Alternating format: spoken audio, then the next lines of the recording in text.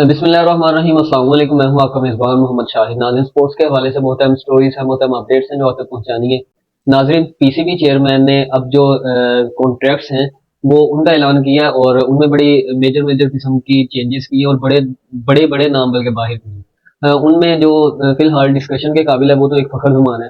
फ़खर ज़मान को अच्छा, कहानी पर आते हैं तो कुछ तकरीबन आज से एक माह पहले ना एक कॉन्फ्रेंस ही समझ लें, एक कनेक्शन कॉन्फ्रेंस हुई थी जिसका इनेकाद पीसीबी चेयरमैन ने किया था। तो उन्होंने सब प्लेयर से कहा कि जो आप कहना चाहते हैं आप खुल के कहें, मतलब जो भी आपको यहाँ पर रह के कोई भी लगता है कि इसमें यहाँ पर चेंजिंग हो सकती है तो वो खुल के कहें। वहां पर दो खिलाड़ी बोलते हैं, फखर जमान और शादाब खान, जो जिसे कहते हैं जो रियलिटी बेस्ड बातें करते हैं।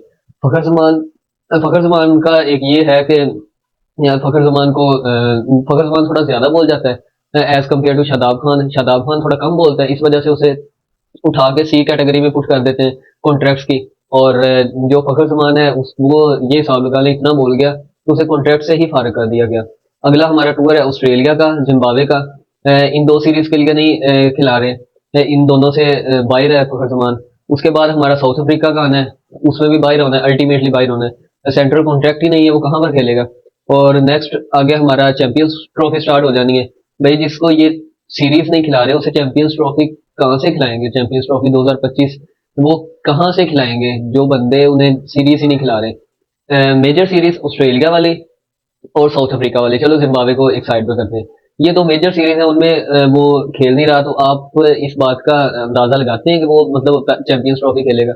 अगर मैं फखर जमान की बात करूं, फखर जमान ने इस स्टेटमेंट से पहले जो सहाफी ने मेन क्वेश्चन किया ना पीसीबी चेयरमैन से कि क्या आपको लगता है कि मतलब फखर जमान को उस वजह से आपने सेंट्रल कॉन्ट्रैक्ट से बाहर किया, जो उसने ट्वीट किया था बाबर आजम के लिए। उसने ट्वीट किया था ना कि बाबर आजम जिस तरह का प्लेयर है उसे बाहर निकालना बनता नहीं है।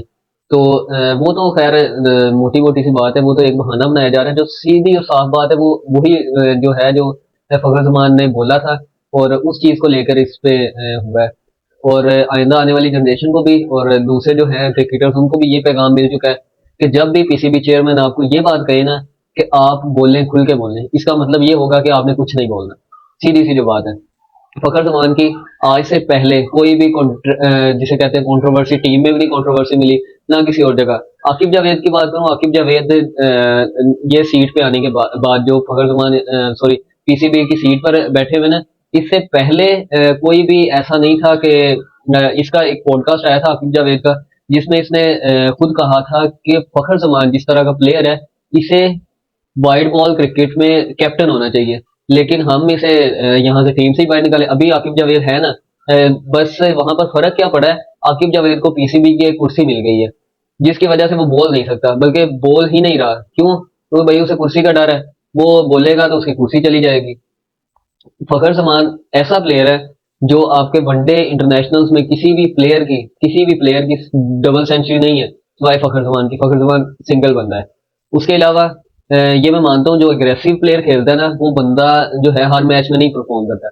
लेकिन फखर जमान पाकिस्तान टीम, इस वक्त पाकिस्तान टीम में देखो, फखर जमान एक वाहिद बंदा है जो आपको सिंगल हैंडेडली मैच जिता सकता है। जहां पर वो बंदा खड़ा हो गया, जिस जगह वो टिक गया, वो सिंगल हैंडेडली आपको मैच जिता सकता है। रिसेंट मैचेस की बात करूं तो न्यूजीलैंड के खिलाफ जो 402 का हमने टारगेट चेज करना था, आपको लगता है कि वो टारगेट चेज होता? फखर जमान ने बड़ी अच्छी उस दर बारी खेली थी। उससे पहले साउथ अफ्रीका की इसकी इनिंग्स देख लें, ऑस्ट्रेलिया के खिलाफ इसकी वर्ल्ड कप की इनिंग्स देख लें, या जितने भी बड़े बड़े मैचेस हैं जो फखर जमान ने सिंगल हैंडेडली जितवाए हैं, उसमें उसका देखें वो एग्रेसिव खेलता है और मुल्क के लिए खेलता है। ये जो पीछे एक मंथ में जो भी बातचीत हुई है, उससे पहले फखर जमान का ना किसी प्लेयर के साथ कंट्रोवर्सी, ना टीम में कोई ग्रुपिंग में वास्ता, ना किसी पीसीबी के बंदे के साथ कंट्रोवर्सी, ना कि मतलब थ्रू आउट उसका कैरियर एक जिसे कहते हैं मासूमाना कैरियर है। थ्रू आउट हिज कैरियर उसने कोई उसकी आपने सिंगल फाइट भी नहीं देखी, कोई उसकी कंट्रोवर्सी नहीं देखी। बस जो उसने जुमले उधर कह दिए ना, तो बस वही उसके गले पड़ गए कि ये बंदा अब इसका कैरियर तकरीबन एंड है। क्योंकि अगर वो खेलता भी रहता तो कितना खेलता। सीधी सी बात है, फखर जमान 3 साल और खेला लेता, 2 साल 3 साल इतना ही इसका खिलाना था। और पीसीबी चेयरमैन साहब क्या कह रहे हैं कि वो फिट नहीं है। क्या फिट नहीं है? 2 किलोमीटर की दौड़ नहीं लगा सकते? नहीं, तुम लोगों ने मतलब क्या कोई जानवर वगैरह पकड़वाने या फिर कोई ऐसी जगह पर उससे वो आता है कि जहाँ से कोई बस वगैरह नहीं आती, जहाँ से कोई चीज़ नहीं आती, तो उसे वो पैदल सफ़र करना पड़ता है। मतलब आपने चैंपियंस कप देखा, Pakistan ODI champions cup, running between the wickets ठीक है उसकी, फील्डिंग कोई उसमें भी कोई जिसे कहते हैं कि कॉम्प्रोमाइज़ नहीं करता, वो भी ठीक-ठाक करता है फील्डिंग, बॉल के पीछे भागता भी है, और आपको क्या चाहिए? परिंदे पकड़वाने हैं, कबूतर आ जाता है मैच में तो आपने जाके पकड़वान की ड्यूटी लगाई है कि आपने जाके इसको पकड़ के लेके आना है। शाम को तलेंगे, खाएँगे, सब मज़े करेंगे। ये ये तो नहीं है ना, वो क्रिकेटर है, जितना उसके लिए फिट होना बनता है, उतना वो फिट है। इसके अलावा बहुत सारे ऐसे बंदे होंगे जो पिछले दिनों एक जिसे कहते हैं कि आवाज उठी थी थोड़ी सी कि जो फिट होते हैं वो क्या करते हैं, वही सीधा सीधा वो जो आपका फिजिकल करता है, फिजिशियन है, उनको रोकड़ा देते हैं, तो वही हमारा काम हो जाता है। यही सीन पार्ट होता है ना।